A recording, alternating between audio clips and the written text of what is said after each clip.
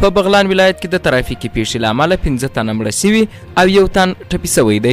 ځایي مسؤلین وایي د بغلان ولایت د مرکز پل خمري په 600 کوټې سیمه کې د سراچه ډوله موټر چپه کېدو پیښه کې د یوې ښځې او ماشوم په ګډون 15 تنه مړه سوي او 1 بل تن ټپي سوی دی.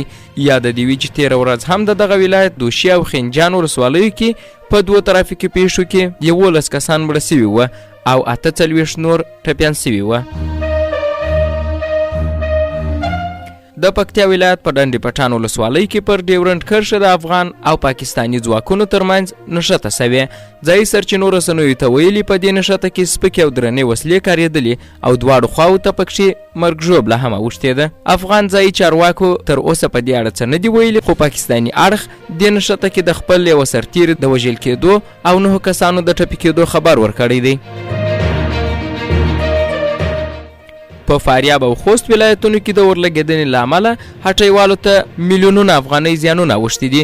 د فاریاب د شیرین تګاب ولسوالۍ اړوند په یوه مارکیټ کې د اورلګېدنې له امله د قالینو او پردو 4 دوکانونه سوځېدلي چې هټیوالو ته یې 2 میلیونه افغانۍ زیان اړولی دی. د افغانستان اسلامي امارت ټولو جوماتونو ته د جمعې یوه لازمي خطبه جوړه کړې ده. په افغانستان کې د حکومتي رسنیو او اطلاعاتو مرکز سرپرست انعام الله سمنګاني پر ټویټر لیکلي چې د افغانستان اسلامي امارت مشر ټولو جوماتونو ته یوه واحده خطبه جوړه کړې ده. نوموړی وایي حج او اوقاف وزارت به دا خطبه ټولو جوماتونو ته ورکوي. د لیکلي چې په دې خطبه کې د خطبې ارکان، سنتونه او آداب رعایت سوي دي. ښاغلي سمنګاني د ټولو جوماتونو د جمعې لمانځه کې د امامانو او خطیبانو لپاره دا خطبه لازمي وبلله. دا لومړی ځل دی چې اسلامي امارت ټولو جوماتونو ته یوه خطبه لازمي ګڼي.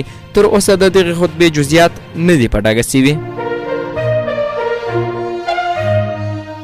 د بهرنیو چارو وزارت سرپرست وزیر په کابل کې د افغانستان لپاره د ناروې له چارسمبالي سفیر پال کلومان بکر سره کتلي. چارواکي وایي په دې کتنه کې د بشري مرستو، امنیت، انکشافي همکارۍ او یو لړ سیاسي موضوعاتو په اړه خبرې سوي دي.